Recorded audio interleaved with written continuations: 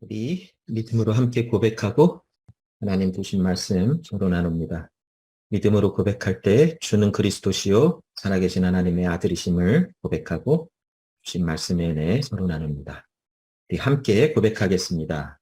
주는 그리스도시요 살아계신 하나님의 아들이십니다. 주는 그리스도시며 살아계신 하나님의 아들이십니다. 아멘. 자, 오늘 함께 나누실 하나님의 말씀은 마태복음 28장 1절부터 20절까지의 말씀입니다. 신약성경 마태복음 28장 1절부터 20절의 말씀을 제가 읽겠습니다. 안식일이 다 지나고 안식 후 첫날이 되려는 새벽에 막달라 마리아와 다른 마리아가 무덤을 보려고 갔더니 큰 지진이 나며 주의 천사가 하늘로부터 내려와 돌을 굴려내고 그 위에 앉았는데 그 형상이 번개 같고 그 옷은 눈같이 희건을 지키던 자들이 그를 무서워하여 떨며 죽은 사람들과 같이 되었더라. 천사가 여자들에게 말하여 이르되 너희는 무서워하지 말라. 십자가에 못 박히신 예수를 너희가 찾는 줄을 내가 아노라. 그가 여기 계시지 않고 그가 말씀하셨던 대로 살아나셨느니라. 와서 그가 누우셨던 것을 보라. 또 빨리 가서 그의 제자들에게 이르되 그가 죽은 자 가운데서 살아나셨고 너희보다 먼저 갈릴리로 가시나니 거기서 너희가 배우리라 하라. 보라, 내가 너희에게 일렀느니라 하거늘. 그 여자들이 무서움과 큰 기쁨으로 빨리 무덤을 떠나 제자들에게 알리려고 다름질할세. 예수께서 그들을 만나 이르시되 평안하냐 하시거늘. 여자들이 나아가 그 발을 붙잡고 경배하니 이에 예수께서 이르시되 무서워하지 말라. 가서 내 형제들에게 갈릴리로 가라 하라. 거기서 나를 보리라 하시니라. 여자들이 갈 때 경비병 중 몇이 성에 돌아가 모든 된 일을 대제사장들에게 알리니 그들이 장로들과 함께 모여 의논하고 군인들에게 돈을 많이 주며 이르되 너희는 말하기를 그의 제자들이 밤에 와서 우리가 잘 때에 그를 도둑질하여 갔다 하라. 만일 이 말이 총독에게 들리면 우리가 권하여 너희로 근심하지 않게 하리라 하니 군인들이 돈을 받고 가르친 대로 하였으니 이 말이 오늘날까지 유대인 가운데 두루 퍼지니라. 11 제자가 갈릴리로 가서 예수께서 지시한 산에 이르러 예수를 배웠고 경배하나 아직도 의심하는 사람들이 있더라. 예수께서 나와 말씀하여 이르시되 하늘과 땅의 모든 권세를 내게 주셨으니 그러므로 너희는 가서 모든 민족을 제자로 삼아 아버지와 아들과 성령의 이름으로 세례를 베풀고 내가 너희에게 분부한 모든 것을 가르쳐 지키게 하라. 볼지어다 내가 세상 끝날까지 너희와 항상 함께 있으리라 하시니라. 아멘. 자, 오늘 이 마태복음 28장 1절부터 20절 말씀을 우리가 통해서 부활하신 왕 예수 그리스도께서 교회에 명하신 그 말씀이 무엇인지를 서로 나누고 그 말씀을 우리가 생각해 보며 삶에 적용해 보는 그런 시간을 좀 갖기를 원합니다. 우리가 계속해서 마태복음을 이제 함께 나누고 있는데 그 마태복음의 가장 중심된 내용들이 무엇인가를 우리가 살펴볼 때에 그것은 바로 구약 성경을 통해서 하나님이 말씀하신 약속의 말씀이 바로 성취되었다라고 하시는 하나님의 말씀이 이 마태복음의 중심된 내용으로 구성되어져 있는 것을 봅니다.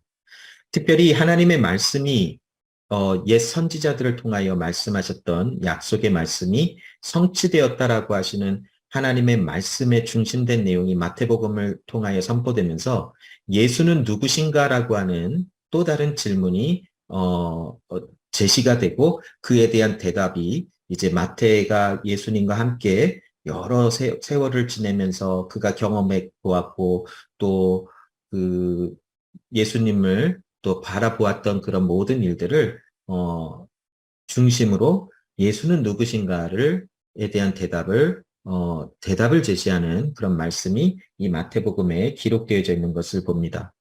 예수의 정체가 무엇인가를 대한 질문을 이야기할 때에 하나님이신 예수 그리스도께서 하나님의 백성들과 함께 하시며 그들과 함께 계시다라고 하는 어떤 그런 그 예수님의 모습을 설명하면서 임마누엘이라고 하시는 그 이름을 또 언급을 하며 우리와 함께 하시는 하나님, 그가 바로 사람의 형체를 입고 예수께서 이 세상에 오셨다라고 하시는 구원자 메시아이심에 대한 예수님의 정체에 대해서 설명을 하고 있고, 또 그 예수 그리스도는 바로 하나님 나라의 왕으로 이 세상에 오셔서 우리를 통치하시고 다스리시는 하나님의 아들이시다라고 하는 왕이시며 아들이시며 또 하나님의 보내심을 받은 기름 부음을 받은 메시아이심을 설명하는 것이 마태복음 말씀에 많이 기록되어져 있는 것을 봅니다.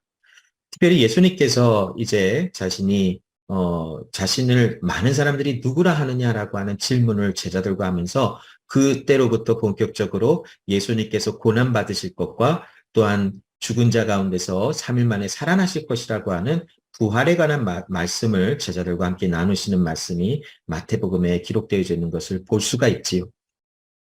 그 말씀을 들은 제자들은 그 예수님께서 하신 말씀이 무엇인지를 정확하게 인지하거나 또 해석해내지 못하고 있었던 연약함들은 분명히 있었어요. 그러나 예수 그리스도께서 그 제자들에게 너희는 나를 누구라 하느냐, 또 사람들은 나를 누구라 하느냐라고 하신 질문을 하시며 제자들의 답변 여러 가지 이제 이야기를 하시면서 그때로부터 그 본격적으로 예수님의 고난과 받으실 고난과 부활에 관한 말씀을 지속적으로 제자들에게 말씀해 주시고 알게 해 주셨어요.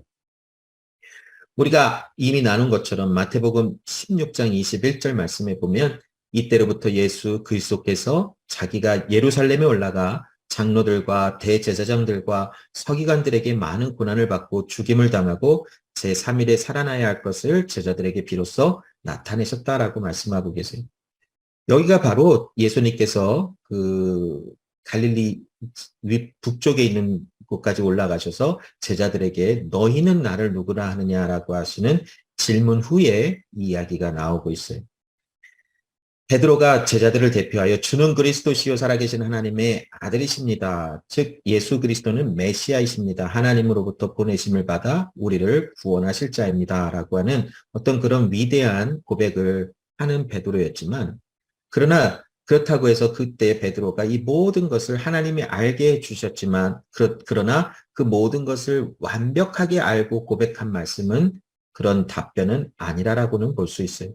그러나 하나님의 은혜로 말미암아 또 하나님이 보여주시고 열어주신 그 은혜 속에서 베드로의 마음속에 누가 사람이 가르쳐 주거나 베드로 스스로가 그 이야기를 생각해내서 답을 한 것이 아니라 살아계신 하나님께서 그에게 하나님의 아들 예수 그리스도는 구원자이시며 메시아이심을 그에게 알려주시고 그를 통하여 그 말씀이 선포되게 하셨다라는 것이.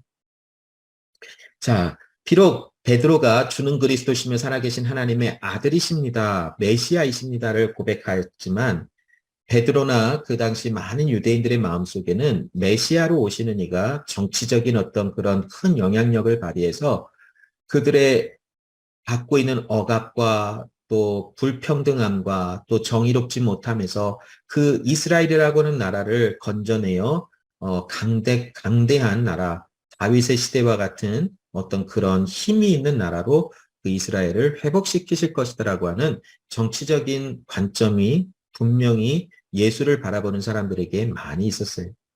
베드로의 마음속에도 역시 예수 그리스도를 메시아로 생각하면서 그 예수가 그 이스라엘이라고 하는 나라를 모든 다른 나라에서부터 자유케 하리라라고 하는 기대감이 있었죠.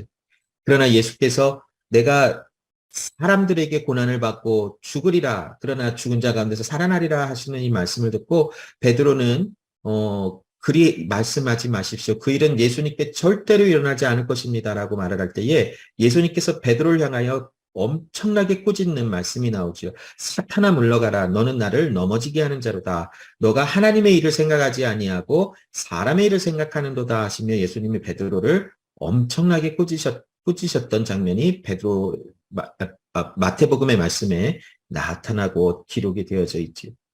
자, 하나님의 일은 예수님께서 이 세상에 오셔서 많은 사람들에게 넘겨짐을 받고 많은 사람들에게 고난과 죽임을 당하였지만 그러나 그 죽은 자 가운데서 살아나셔서 그 예수 그리스도의 영광 아래서 많은 하나님의 사람들을 구원해 내시는 것을 완성시키시는 것이 하나님의 일이며 하나님의 이야기며 하나님의 뜻이라는 것이. 그러나 제자들은 이 이야기를 예수님으로부터 들을 때에 그 이야기를 다 알아듣지는 못했어요. 그래서 마태복음 17장 22절부터 23절에 보면 갈릴리에 모일 때에 예수께서 제자들에게 이르시되 인자가 장차 사람들의 손에 넘겨져 죽임을 당하고 제3일에 살아나리라 하시니 제자들이 매우 근심하더라라고 하는 말씀이 기록될 정도로 제자들은 아직 이 예수님의 말씀이 무엇인지 다 알아듣지는 못하였어요. 그러나 그렇다고 해서 이들에게 소망이 없었던 것은 결단코 아니지. 예수님께서 말씀하실 때에 이 모든 것을 지혜로운 자들에게는 감추셨지만 어린 아이와 같은 자들에게는 하나님이 열어두시고 그들에게 알리셨다라고 하시는 말씀을 하시며 아들을 아는 자는 오직 하나님 한 분이시요 또 그 예수 그리스도를 통하여 그 말씀이 열어지게 하신 자들에게만 이 예수 그리스도의 정체가 알아지며 예수님을 믿는 믿음이 생겨나게 하신다라고 하시는 놀라운 하나님의 나라의 비밀을 얘기하셨을 때에 이 제자들에게 예수님은 하나님의 말씀이 무엇인지를 열어 보여주시고 그 말씀이 어떤 말씀인지를 이 점진적으로 그들에게 알아갈 수 있도록 그들에게 은혜를 주신 소망이 있었다라는 것이죠. 자, 이러한 그 하나님의 아들 예수 그리스도의 말씀은 제자들과 함께 시간을 보내시고 또 제자들과 함께 사역을 하시면서 여러 차례에 걸쳐서 말씀이 전달이 되었어요. 자, 우리 지난주에 나눈 것처럼 이제 예수님께서 예루살렘에 입성하실 때에 많은 갈릴리 지역에서부터 먼 곳에서는 갈릴리 지역에서부터 여러 도시를 지날 때마다 예수님을 따라다녔던 많은 호산나 다윗의 자손 예수여를 외쳤던 사람들이 이제 함께 예루살렘으로 들어갈 때에 예루살렘 성 안에 있었던 그곳에 사는 사람들일 수도 있고 또 다른 지역에서 그 유월절의 절기를 지키려고 왔던 사람들도 있을 것이고 예루살렘 성 안에 있었던 많은 사람들이 또한 예수님을 못마땅히 하는 그런 그 감정이나 또 그런 모습을 보이는 사람들도 있었어요. 결국 예수님은 이제 금요일에 십자가에 못 박히시고 또 온몸이 상처가 나고 찢겨지는 그런 아픔을 통과하시면서도 그 십자가의 너머에 있는 구원의 기쁨을 바라보시며 예수님은 참고 그 모든 고난의 길을 넘어가시며 그것을 통과하시고 결국 죽음이라는 그 엄청난 고통과 죄의 그 최종 결과인 죽음을 통과하시며 결국 하나님의 영광이 무엇인지를 나타내시는 지경까지 이르신 것이 예수님이 하나님의 아들이셨기 때문에 이 십자가의 고통을 당하신다라는 것이 감당하실 수 있을 만한 것이었다. 그냥 예수님에게는 아무것도 아니었다라고 설명한다라는 것은 조금 무리가 있다라는 거예요. 왜냐하면 예수님은 우리 사람과 동일한 육체를 입고 오신 그 하나님의 아들이시기 때문에 하나님의 완전하신 하나님이시지만 동시에 완전한 사람으로서 그가 받으셔야 할 그 고난의 잔이 어마어마하게 고통스럽고 힘드셨다라는 것이. 그래서 예수님께서 이 잡히시기 전에 겟세마네 동산에서 기도하실 때에 그 기도가 얼마나 강렬한 기도였든지 이마에서 나는 땀이 피가 함께 섞여서 나올 정도로 예수님은 그 온 몸으로 그 고통을 이제 받으실 것을 감당하시며 고통 가운데서 하나님 앞에 기도하셨던 예수님의 모습을 볼 수가 있어요.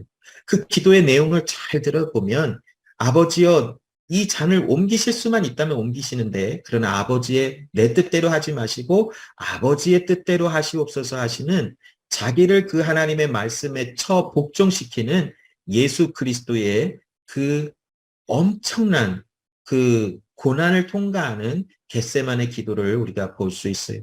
예수님이 받으셨던 이 잔이라고 표현되는 이 십자가의 고난은 결단코 쉽거나 가벼운 것이 아니라는 것이 육체적으로는 그 십자가 위에서 몇 시간 동안 그곳에 달려서 처절한 갈증과 또한 고통과 아픔을 느낄 수밖에 없는 엄청난 형벌이었고 또 하나님의 섭리와 또 계획 가운데 인류의 모든 죄를 감당하셔야만 했던 그 하나님께로부터 버림을 받으셔야만 했던 그런 엄청난 아픔과 고통이 예수님께 있었던 것을 우리는 잊지 말아야 된다는 것이 우리가 받아야 할 이 고통, 예수님, 하나님으로부터 버림을 받고 죽어야만 했었던 우리의 그 자리에 예수님께서 들어가셔서 그 모든 고난을 이기신 것은 그 고난 너머에 있는 그 구원의 기쁨, 하나님의 영광이 세상에 선포되어지는 그 놀라운 은혜를 바라보며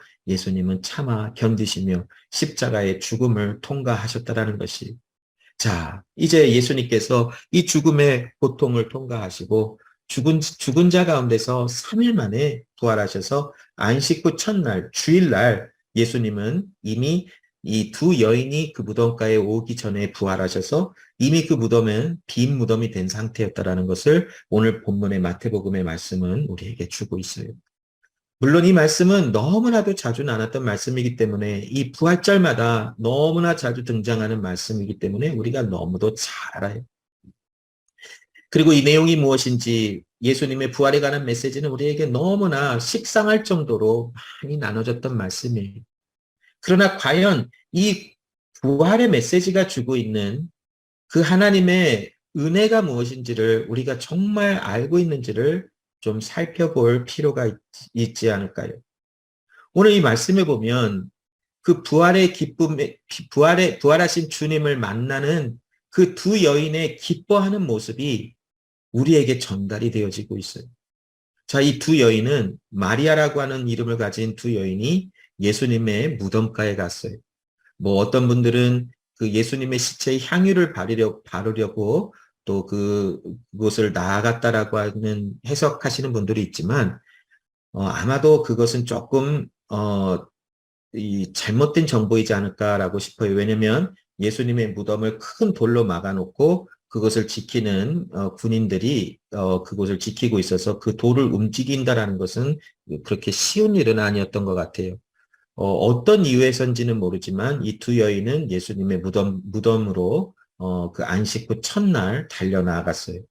뭐 가능한 어떤 추측은 무엇이냐면 예수님의 그냥 무덤에 예수님을 어떤 생각하며 예수님을 만나보고 싶어하는 이 십자가 위에서 죽으신 것을 보았지만 그러나 그 예수님을 생각하며 아픈 마음을 가지고 예수님의 죽은 몸이 있는 그 무덤가라도 가서 예수님을 좀 이렇게 가까이 해보려고 하는 그 두 여인의 마음이었지 않았을까라고 좀 한번 해석은 해볼 수 있을 것 같아요.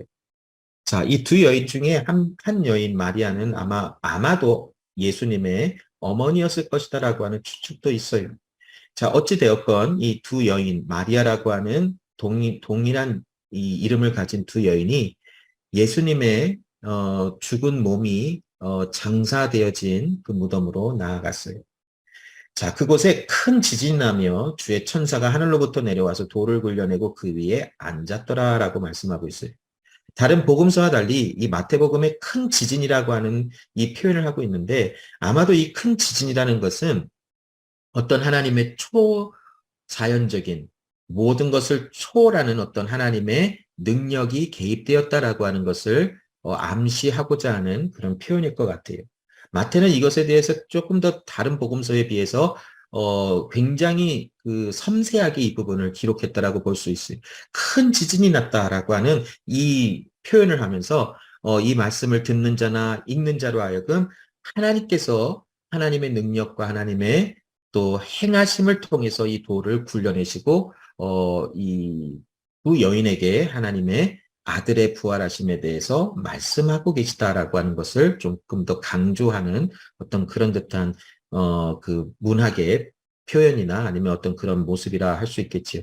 실질적으로 큰 지진이 일어났는지 그거는 잘은 모르겠어요. 그러나 아무튼 하나님의 어떤 특별한 개입과 하나님의 어떤 그런 능력으로 말미암아 돌이 굴러졌고 그 돌이 굴러가는 결과가 나왔다라는 것을 조금 강조하기 위해서 큰 지진이라고 하는 어떤 표현을 하지 않았나라고 이게 문학적인 표현일 수도 있고 아니면 실질적으로 어떤 그곳에 진동이 일어났을 수도 있겠지만 그러나 가장 그 중점적인 내용은 무엇이냐면 돌이 굴러갔다라고 하는 것을 강조하고 있다라는 것이. 자, 그곳에 천사가 있어서 그 굴려 나아가진 돌 위에 천사들이 앉아 있고, 그곳에 큰 번개 같고 옷이 굉장히 흰 천사가 하나님의 사자가 그곳에 앉아 있었다라는 것이.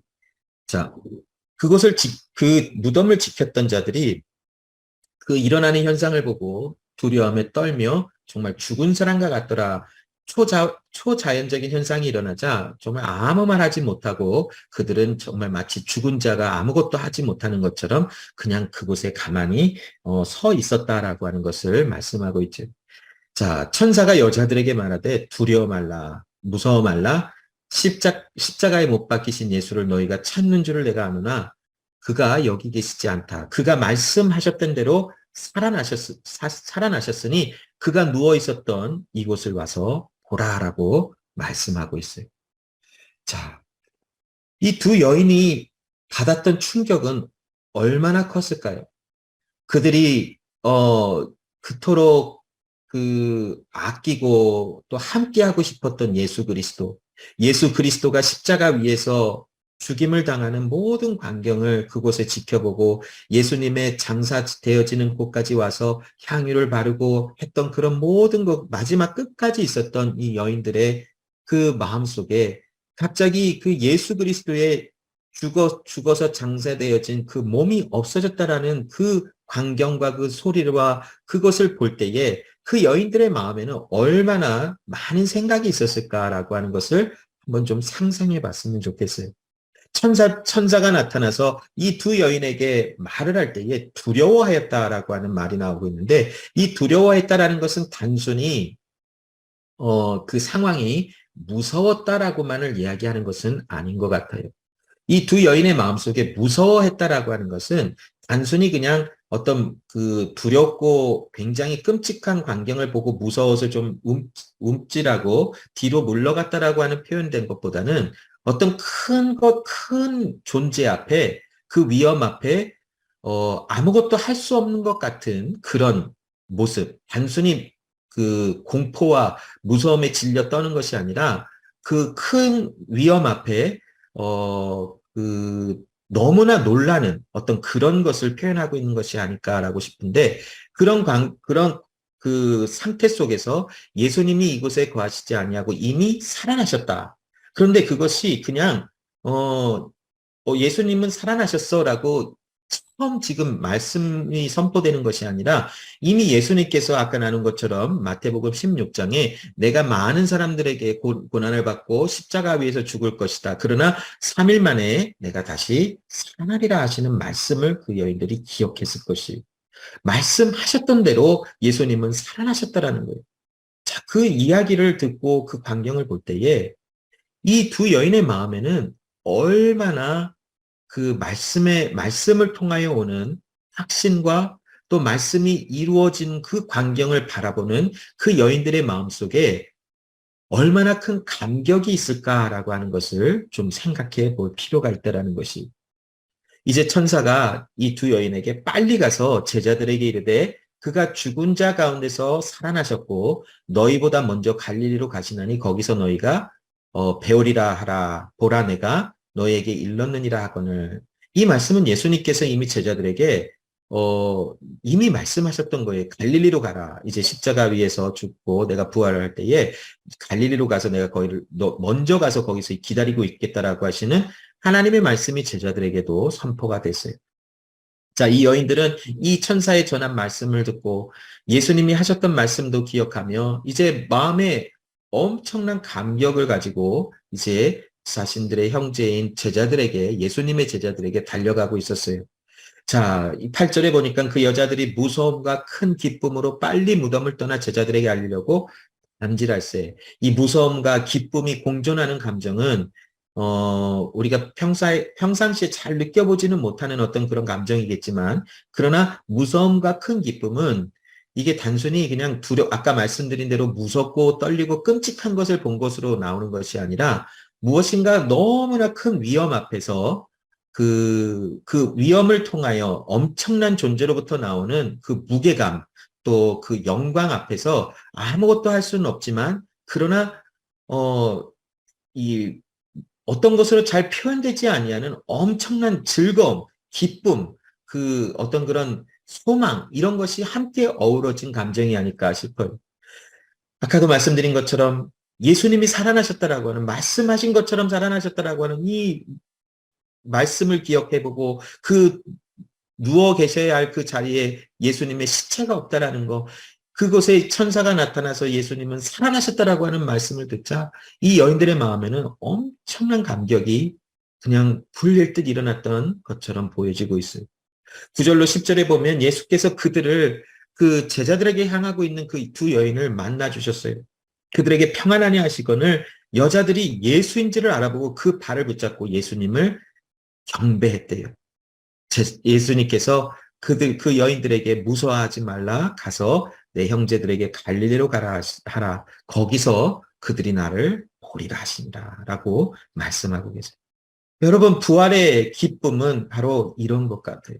아니, 이런 것이지. 부활하신 예수님을 만났을 때에 그들이 느꼈던 그 기쁨, 두려움, 기쁨, 이 모든 감정이 있는 것이 바로 부활이라고 하는 예수 그리스도의 부활하신 이 은혜를 마다한 여인들이 느꼈던 이 감정이 오늘날 우리에게도 있어야 된다는 것이. 오늘날 우리가 예배를 드리며 1년에 한 번 4월쯤에 우리가 부활절이라고 하는 날을 정하여 그 날을 기념하며 우리는 예배를 드리고 있어요. 그러나 여러분, 엄밀히 말하면 매 주일이 부활주일이라는 것이, 매 주일이 바로 부활하신 예수 그리스도를 만나 우리가 부활하신 예수님을 만나 기뻐하는 이 여인들과 같이 우리가 예수님 앞에 나아가는 그 예배가 매 주일날 우리가 있어야 된다는 것이, 우리에게는 너무나 이 주일날 드려지는 예배가 익숙해졌어요. 자, 우리가 한번 여기서 예배를 한번 생각을 해볼까요? 우리에게 과연 하나님 앞에 드리는 부활하신 예수님을 만나는 그 엄청난 즐거움과 기쁨이 우리 안에 있는지 한번 우리를 점검해 보았으면 좋겠어요. 너무나 일상적이고 매주 드려지는 예배가 그냥 식상하게 느껴지지는 않은 것인지, 그냥 예배를 드려도 아무 감정이나 아니면 아무 감동이나 아무런 기쁨이 없이 그냥 드려지는 예배인지를 점검해 보았으면 좋겠어요. 오늘날 많은 예수를 믿는 사람들이며 예배를 드리는 사람들이라고는 하지만 조건과 형편에 따라서 하나님을 잘 예배들을 드리는가 하면 또 잘 못 드리는 경우들도 있어요. 그러나 실상 우리가 예배라고 하는 것은 조건과 어떤 현상에 좌지우지되는 것이 아니라 누구에게 예배를 드리냐라는 것이 중요하다라는 것이, 현실적인 예로 우리가 한번 우리 이투스 제자교회를 한번 생각을 해볼게요. 우리가 여러 세월 동안 이런 비대면 예배로 비록 모여서 예배를 드리고 있어요. 그러나 여러분, 이 예배 역시도 하나님께 드려지는 예배이며 살아계신 부활하신 예수님을 만나는 큰 기쁨과 감동이 우리에게 있어야 돼요. 그런데 우리가 예배 드리는 자세와 마음가짐과 하나님 앞에 나아가는 것을 한번 점검해 볼까요? 과연 우리 가운데 하나님 앞에 나아가는 그 위엄과 크심 앞에 나아가는 그 부활하신 예수님을 만나는 그 하나님 앞에서 드리는 예배에 우리가 나아가는 자세와 모습이 어떠한가? 과연 그 크시고 영광이 가득한 그 하나님의 은혜 임재 앞에 나아가는 우리 모습 속에 우리가 준비되어지고 나아가지는 모습으로 나아가고 있나? 우리는 조건에 의해서 너무나 왔다 갔다 하기 때문에 아무도 보지 않고 그냥 이 예배는 그냥 대충 드려도 되지 않을까라고 하는 마음이 점점 생겨나면서 그냥 대충 나가는 모습이 혹시 우리 가운데 있지 않은가 한번 점검을 해 보아야 될 것 같아요. 많은 사람들이 이야기들을 해요. 그냥 비대면으로 예배드리니까 감동도 없고 그냥 대충 드려지고 마음이 식어집니다. 왜 그러해야 하나요? 우리는 그것을 너무나 정당화를 시켜버리고 말아요. 그러나 여러분, 상황이 어떠하든 어떤 조건과 어떤 환경에서 예배를 드리든 우리의 예배 받으시는 대상, 우리가 예배하는 대상, 우리에게 기쁨을 주는 대상은 바로 하나님, 살아계신 예수님, 부활하신 예수 그리스도이지, 환경과 조건이 우리에게 기쁨을 주고 환경과 조건이 우리를 기쁘게 할 조건의 기준이 된다는 것은 비정상적이라는 것이, 그러나 오늘날 우리가 너무나 익숙하게 예배는 이뤄야 해, 예배는 이렇게 드려야 하고 이러한 조건이 갖춰져야만 우리가 예배다운 예배를 드렸다라고, 그래서 은혜 받았다라고 말들을 하고 있어요. 비정상적이라는 것이. 우리가 예배할 때에 감동이 있고 기쁨과 무서움과 기쁨이 있는 그 이유는 부활의 예수 그리스도를 만나기 때문이라는 것이. 그것이지 조건과 환경이 우리에게 기쁨을 주고 이렇게 모든 것이 갖춰져야만 우리에게 기쁨이 온다는 것은 결단코 정상적이지가 않다라는 것이. 그러므로 여러분,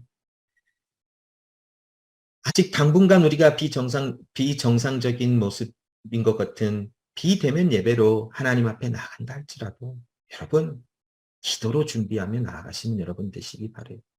부활하신 예수님을 만나는 이 두 여인의 그 예수의 발을 붙잡았다라는 것은 그 앞에 꿇어 엎드려 경배했다라는 것이. 그 예수 그리스도를 만나고 그 예수님을 만나는 기쁨 가운데 그 앞에 엎드려졌다라는 것이. 그 하나님의 위엄 앞에, 그 하나님의 아들의 크심과 위엄 앞에, 그 영광 앞에 꿇어 엎드려 그 예수 그리스도를 만나는 기쁨이 충만했다라는 것이. 이것이 바로 우리의 예배가 되어져야 된다는 것이. 예배는 여러분, 우리가 의지적으로 우리를 처복종시켜 하나님 앞에 나가야 해요. 왜냐하면 우리는 하나님의 자녀이기 때문에 그래요. 이 두 여인이 예수님을 만나고 부활하신 예수님을 만나서 그들이 의지적으로 그것에 엎드려 예수님의 발을 붙잡고 예수님을 경배한 이유가 무엇입니까? 그들의 의지와 그들의 마음속에 그들이 예수 그리스도를 인정하며 예수 그리스도를 하나님의 아들로 보고 있는 그런 은혜 가운데 예수 앞에 나가 예배하는 모습이 펼쳐지지 않았나요?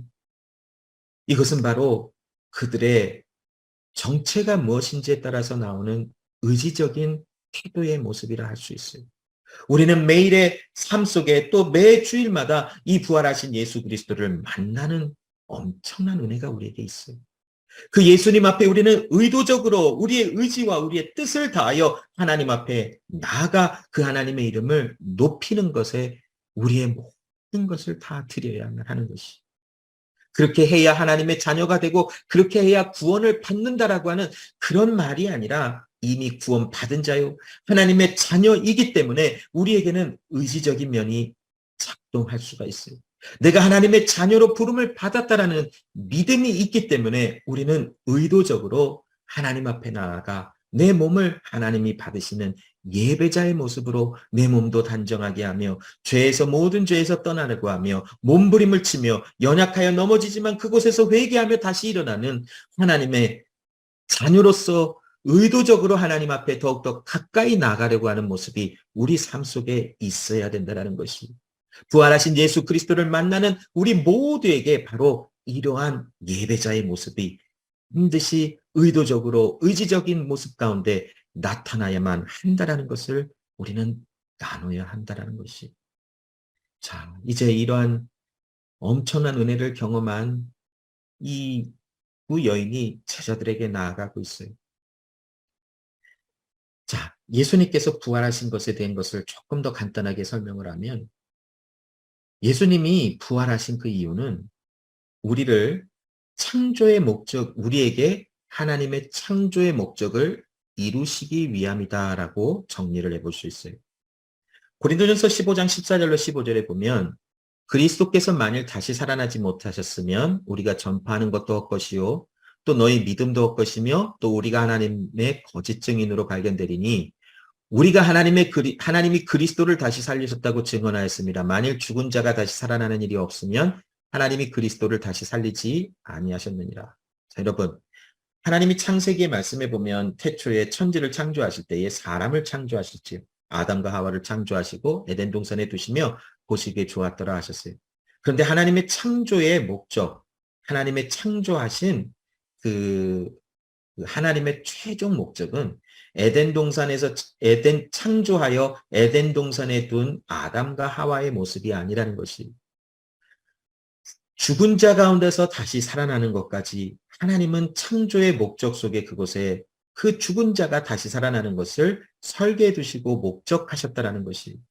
그렇기 때문에 예수님께서 그 죽은 자가 다시 살아나야 하기 때문에 죽은 자의 자리에 들어가셔서 죽은 자들과 함께 그곳에서 살아나시는 일이 태초전부터 만세전부터 계획이 됐다라고 말씀하고 계시잖아요.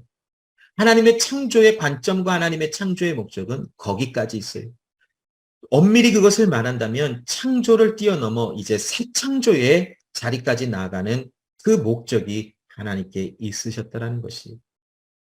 아담과 하와는 선한 모습으로 하나님의 형상을 닮은 모습으로 아름답게 창조되었지만 완벽한 존재라고는 엄밀히 말하면 할 수 없다라는 거예요. 왜냐하면 새 창조의 과정까지 나아가는 역사가 일어날 때 완전하여 그리스도 예수와 같이 부활의 모습으로 일어나 다시는 죄가 없고 다시는 어떠한 죄를 짓는 의지적인 것도 없고 완벽한 하나님의 아들의 모습과 같이 형상으로 지음을 받은 것처럼 회복되어 하나님 나라에 영원히 거하는 그런 모습이 있게 되어지는 그것이 바로 하나님이 창조의 세계를 여시며 가지고 계셨던 하나님의 관점과 목적과 방향성이라는 것이. 자, 고린도전서 15장 20절로 22절에 보면 예수 한 분을 통하여 우리에게 새 생명이 들어왔다라는 것을 말씀하시죠. 예수님은 잠자는 자들의 첫 열매가 되셨도다. 즉 예수님은 우리에게 영원한 구원의 그 파운데이션이 되었다라는 것이죠. 영원한 구원의 기초가 되어 그리스도 예수의 이름의 부름을 받은 우리 모두에게 그리스도 예수 안에 있는 그 구원의 역사, 부활의 생명의 역사가 일어나도록 하나님은 창조하시고 만드셨고 계획하셨다라는 거예요.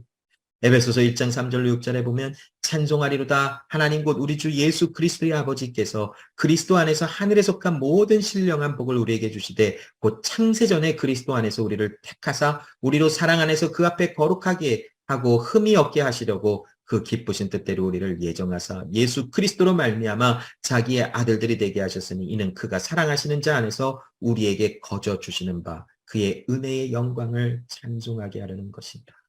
여러분 우리의 정체성이 바로 이 말씀에서 찾을 수 있는 것이 하나님이 태초에 사람을 창조하시고 그것에 에덴 동산에 사람을 두셨을 때에 거기서 끝이 아니라 우리를 대표하여 에덴 동산에 있었던 아담과 하와의 모습 속에서 이제는 하나님이 그곳에 하나님이 새 창조에 행하시는 일까지를 바라보시며 죽은 자 가운데서 살아나셔서 하나님과 영원히 거하게 하시는 이 일이 만세전에, 태초전에, 창세전에 하나님은 계획하시고 목적을 두신 그것을 이제 아담과 하와로부터 하나님은 그 일을 성취하시기 위해서 점진적으로 이 모든 일들을 행하고 계셨고 결국 마침내 그리스도 예수가 죽은 자 가운데서 부활하시고 다시 살아나심을 통하여 하나님의 모든 뜻이 성취되었음을 선포하시는 하나님의 말씀이 이 예수님의 부활의 은혜의 일을 통하여 우리에게 알려지고 있다는 것이 이러한 은혜를 받은 거예요, 여러분.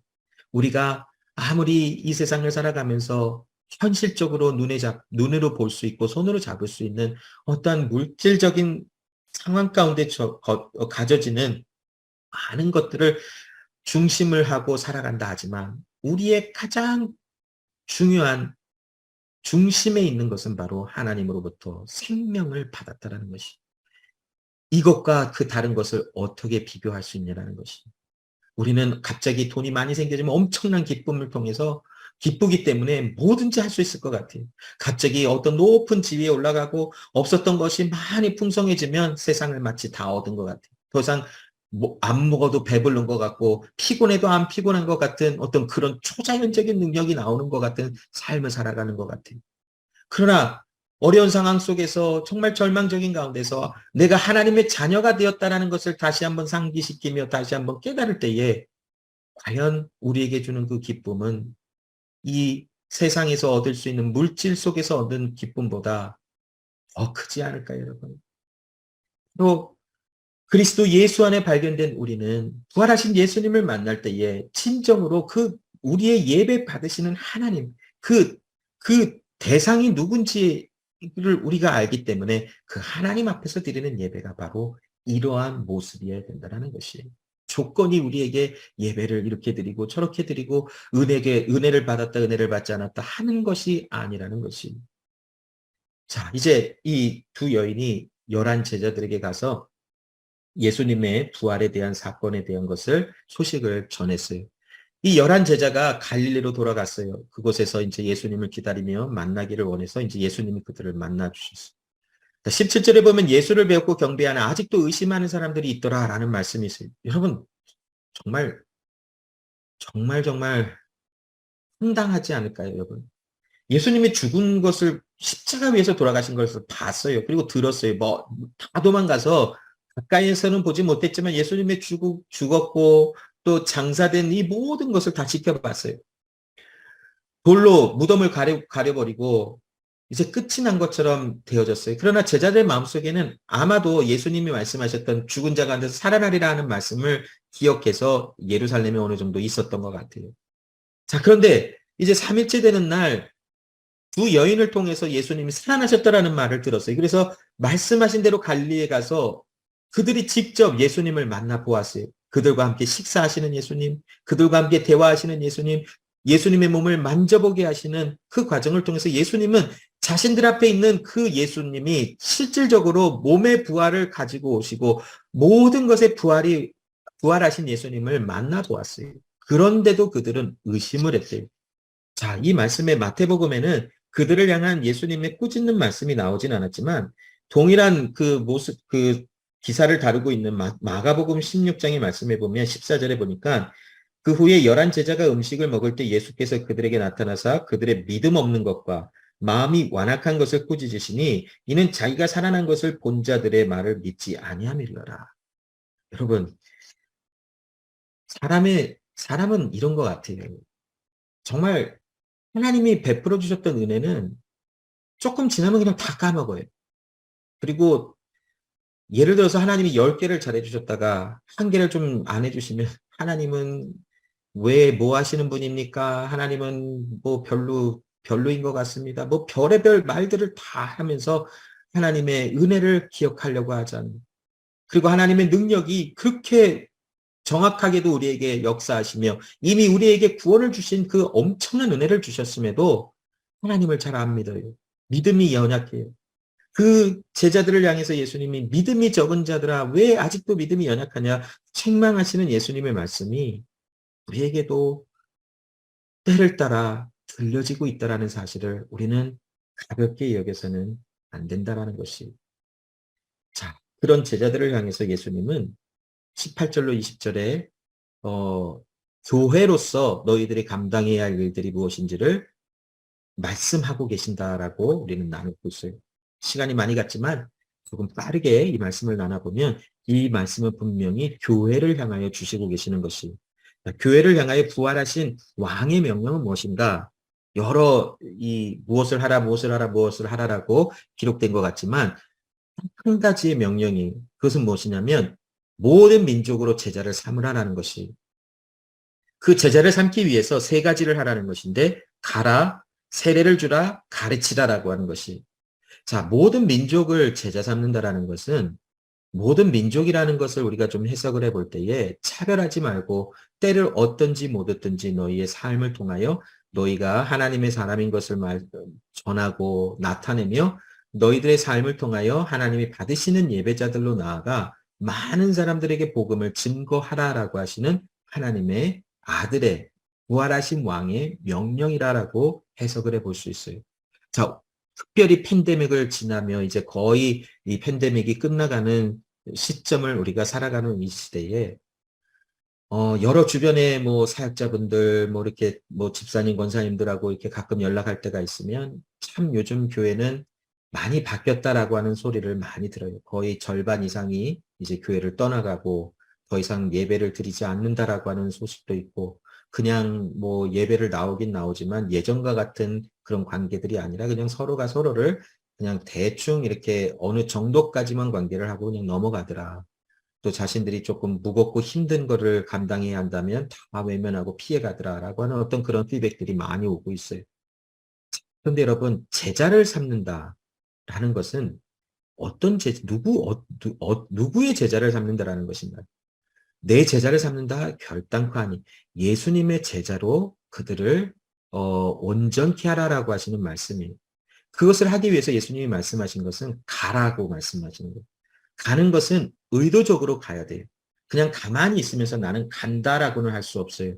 내 의지와 내 의도를 어떤 목적을 가지고 그것에 가는 것이 바로 가는 것을 얘기하는 것이지 나는 가만히 있으면서 그냥 나는 간다라고는 굉장히 어색한 표현이겠지.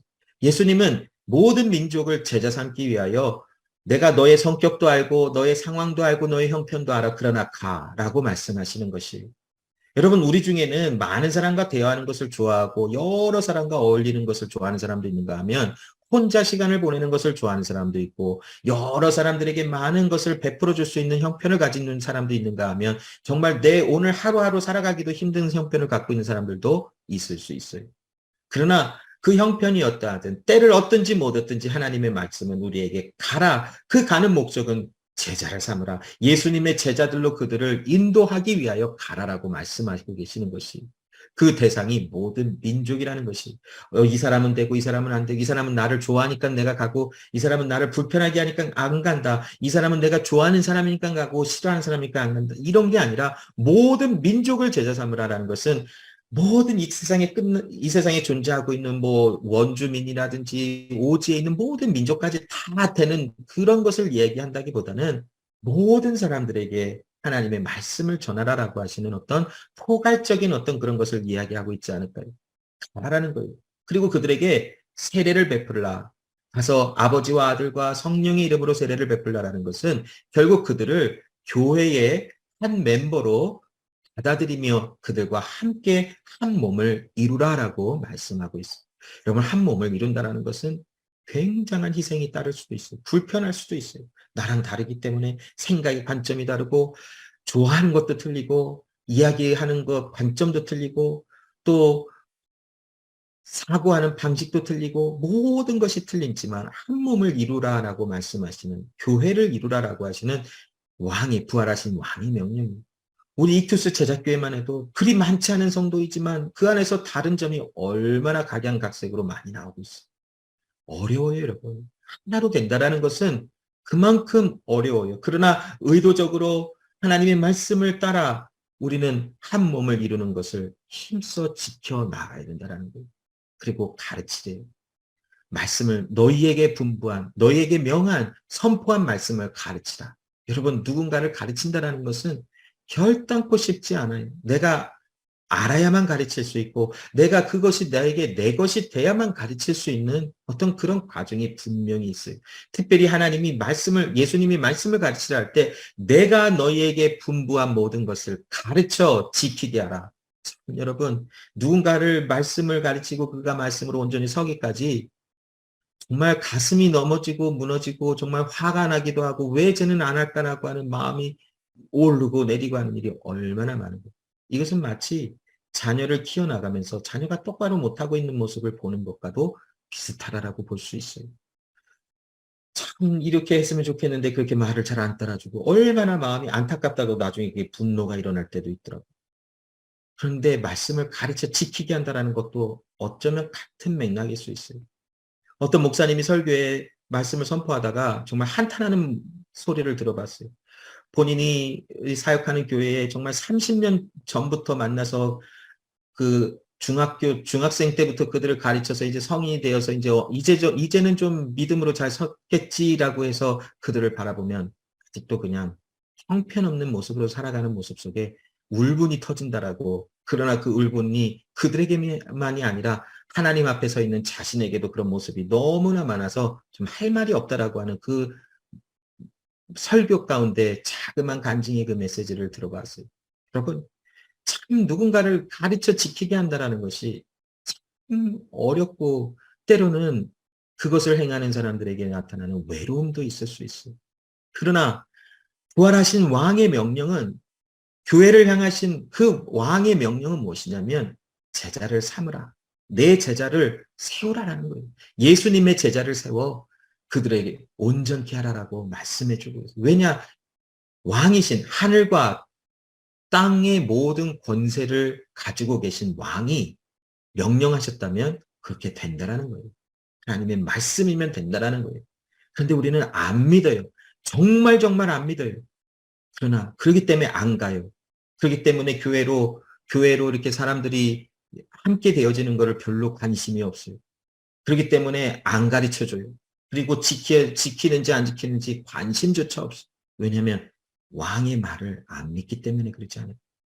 그러나 우리에게 믿음이 있어서 의도적으로 그 말씀을 믿는 것을 자꾸 내 몸을 쳐서 복종시켜 나아가는 우리의 모습이라면 우리의 삶에는 조금씩 변화가 있어 모든 민족을 예수님의 제자로 돌리며 그들을 세우는 일들이 우리에게 액티브하게 나타나는 열매가 있지 않을까요?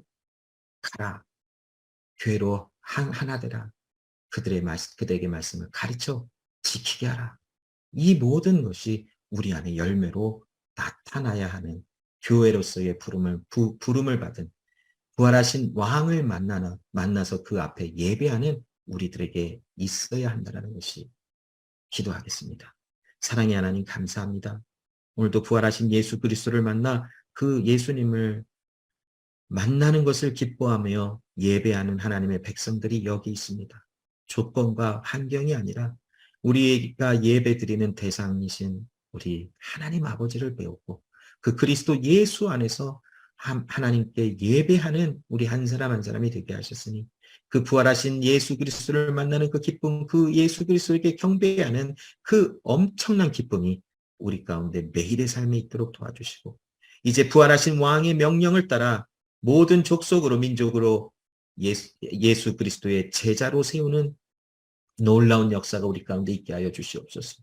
우리 안에 믿음을 주셨으니 이제 의도적으로 의지를 가지고 가게 하시고 한 몸을 이루는 것을 힘쓰게 하시고 또한 많은 사람들에게 생활의 여러 모습을 통하여 하나님의 말씀이 무엇인지 때로는 대화를 통해서 성경 공부를 통해서 삶의 모습을 통해서 말씀을 가르쳐주며 그들도 함께 말씀을 지켜나가는 것에 관심을 기울이는 익투스 제자교회가 되게 하여 주시옵소서. 은혜의 감사함으로 하나님 우리를 주님 앞에 드립니다. 우리의 주인은 하나님이시며 우리의 왕은 하나님이심을 고백하며 물질도 구별하고 삶도 구별하고 시간도 구별하고 우리의 모든 것이 구별되어 하나님께 올려드려집니다. 하나님의 손에 들려진 우리 한 사람 한 사람의 삶 속에 부활하신 예수 그리스도를 만나 기뻐하는 엄청난 마음의 기쁨이 우리에게 충만하게 하시고 주와 함께 동행하는 이 제자로서의 삶 속에 많은 이들에게 하나님의 나라가 무엇인지를 알게 하는 도구로서의 모습이 되게 하여 주시옵소서. 특별히 또한 하나님 육체의 연약함이 있어서 기도하고 하나님을 의지하며 하나님 앞에 간구하는 지체가 있습니다. 치료하여 주시고 온전케 하시며 무엇보다도 하나님의 섭리 안에서 하나님의 치료하시는 은혜를 경험하게 하여 주시고 함께 옆에서 모든 짐을 함께 짊어진 우리 가족분들에게 하나님의 위로와 평강과 하나님의 기쁘게 하시는 부활의 왕을 만나는 기쁨이 넘쳐나게 하여 주시옵시사. 삶 속에 하나님께 향한 감사가 넘치는 복된 시간들이 될 수 있도록 역사하여 주시옵소서.